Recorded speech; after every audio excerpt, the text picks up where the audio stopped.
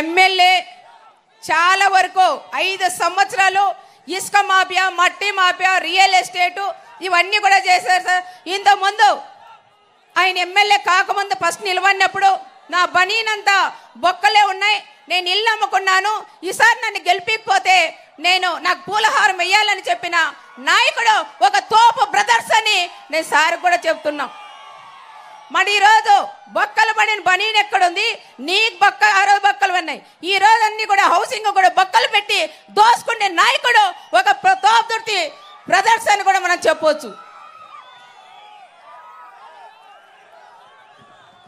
కనీసం వాళ్ళ కోసం వాళ్ళ కులానికి సంబంధించిన లీడర్లు వాళ్ళ చందాలు వేసుకొని కూడా వాళ్ళని గెలిపించారు. గెలిచిన తర్వాత ఎస్సీలు కానీ, ఎస్టీలు కానీ, మైనార్టీలు కానీ, ఓసీలు కానీ గెలిపించిన తర్వాత కనీసం వాళ్ళ గేట్ దగ్గర కూడా గేట్ తగలే కూడా లేకుండా చేసిన వ్యక్తి ఒక ప్రకాష్ రెడ్డి అని కూడా నేను తెలియజేస్తున్నాను సార్.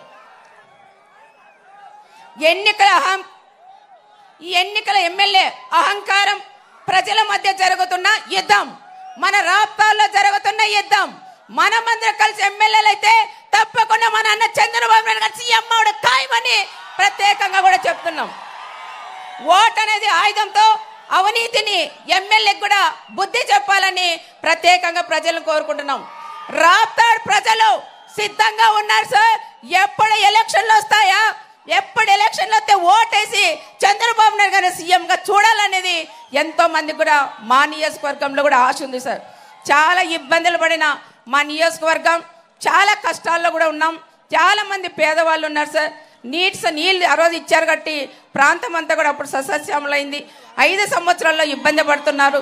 రైతులకు కూడా మన ప్రభుత్వం వస్తే ఇన్పుట్ సబ్సిడీ, ఇన్సూరెన్స్ లాంటివి కూడా రైతు సోదరులకు ఇచ్చి కూడా ఆడుకోవాలని ప్రత్యేకంగా మన అన్న చంద్రబాబు నాయుడు గారిని కూడా కోరుకుంటూ మేము ఏవైతే చెప్పామో ఇంతకుముందు చాలా వరకు సార్ మరి కుప్పమన్న చేసేయాలి. కానీ నాకు మాత్రం మీ ఆడబిడ్డగా నన్ను నమ్మి, మా కుటుంబాన్ని కూడా నమ్మి సార్ మీరు కూడా ఏది అడిగితే కూడా అది ఇచ్చి శాంక్షన్ చేసిన దేవుడు మన అన్న చంద్రబాబు నాయుడు గారు అని కూడా చెప్తున్నాం. ఎప్పుడు కూడా మా కుటుంబం మీకు అండగా తోడుగా ఉంటుంది సార్. ఎన్ని కష్టాలు వచ్చినా కూడా మేము ఎవరు కూడా పక్కా పోమని ప్రత్యేకంగా చంద్రబాబు సార్ కూడా నేను తెలియజేసుకుంటూ